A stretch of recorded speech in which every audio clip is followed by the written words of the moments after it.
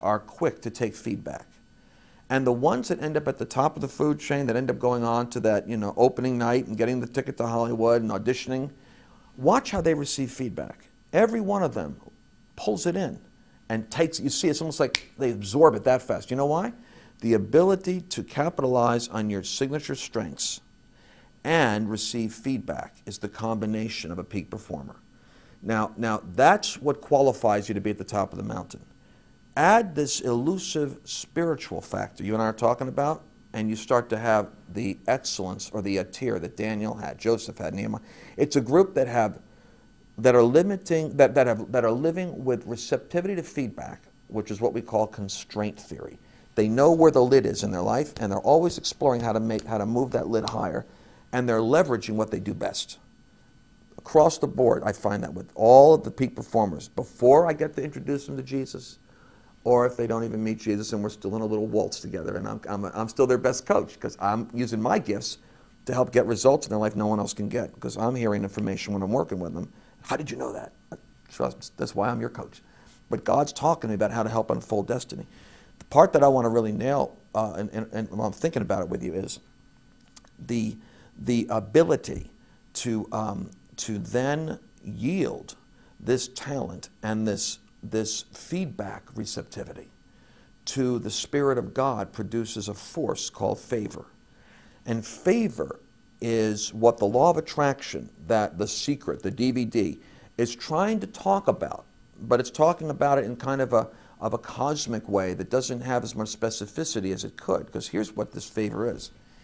It's a spiritual magnetism that wraps itself around a person who is charged with a divine assignment that they are in the process of unfolding.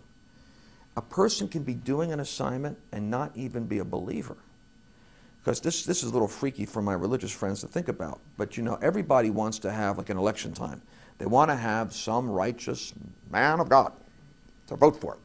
Well, if you were alive during the Second World War, the watered-down whiskey drinking, scotch smoking, cigar smoking, backroom dealing of Winston Churchill would not have appealed to most of our spiritual sensitivities. Neville Chamberlain was more the evangelical. He was the clean-cut, teetotaling, peace in our time. But unfortunately, he was the guy that got a war started. God anointed Churchill to end it. So God will put his anointing on kings and rulers because their gifts and calling and talent is for an hour in history. And Churchill's a classic example of someone who was a disappointment if you were looking for a Wigglesworth type of character. But it was the prayers of guys like Wigglesworth, who was a man who raised the dead as a plumber in England, that put Churchill into office. So Lincoln was a disappointment to most of the revivalists because he wouldn't even go to church.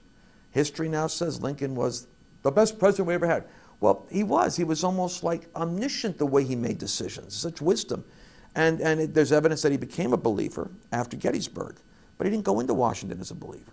And the reason I'm saying this is because God is real. And he's so real, he is in places most people don't look, and he's so infinitely confident, he's even using people most people wouldn't choose. So I can talk to all of them and appreciate where they're at.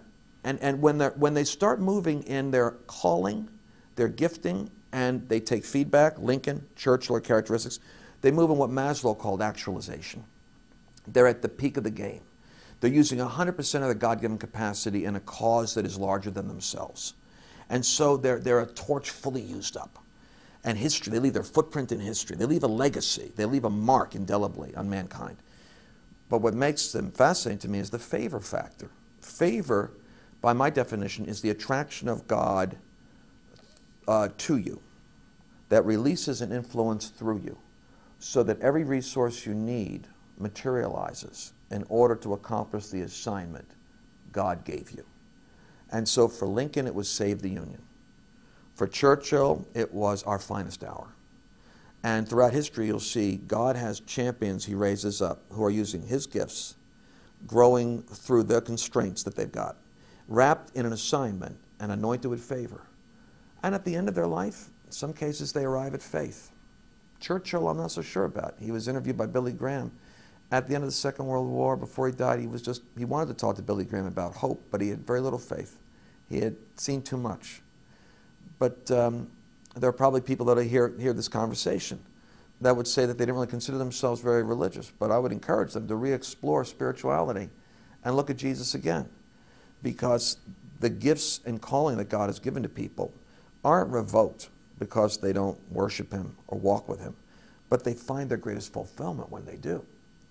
So the force of favor, to me, is this mysterious attraction factor that brings the resources, coincidences, divine connections, appointments, finances into proximity so that they find you and you find them. And a series of coincidences, meaningful coincidences, overtake you that when you look back were the key moments in the juncture that put you at the top of a situation.